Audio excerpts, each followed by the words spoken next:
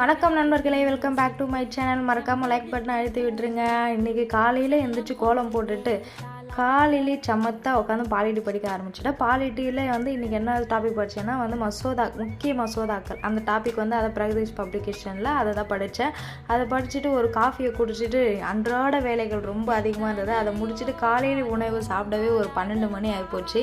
அதை சாப்பிட்டுட்டு ஒன்றும் உடம்பு தாங்கலை. நல்ல ஒரு தூக்கத்தை போட்டுட்டு மதியத்துக்கு அடிக்கிற வெயிலுக்கு குழம்பெல்லாம் பிடிக்கல. அதனால தண்ணி சாதத்தை சாப்பிட்டுட்டு ஒரு 3 மணி போல் தான் மேக்ஸ் பார்க்க ஆரம்பித்தேன். ஒரு 3 மணிலேருந்து 4:30 வரைக்கும் மேக்ஸ் படிச்சிருப்பேன். மேக்ஸ் போட்டு பார்த்துட்டு அதுக்கப்புறம் வழக்கம் போல் திருக்குறள், அப்புறம் அன்னைக்கான கரண்ட் அஃபேர்ஸ், இது ரெண்டுமே பார்த்தேன். திருக்குறளில் ஊக்கமுடைமை பார்த்தேன்.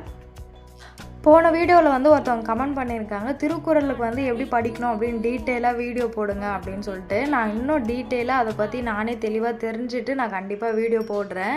அது கொஞ்சம் டைம் கொடுங்க. வீடியோ போட்டால் கண்டிப்பாக பாருங்கள்.